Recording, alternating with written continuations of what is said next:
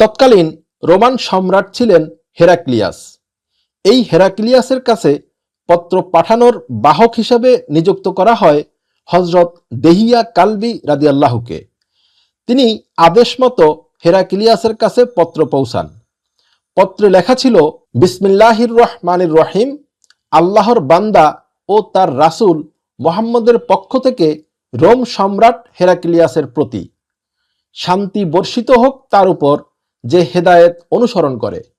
অতঃপর আমি আপনাকে ইসলামের দাওয়াত দিচ্ছি। ইসলাম গ্রহণ করুন, শান্তিতে থাকবেন। আল্লাহ আপনাকে দ্বিগুণ সওয়াব দিবেন।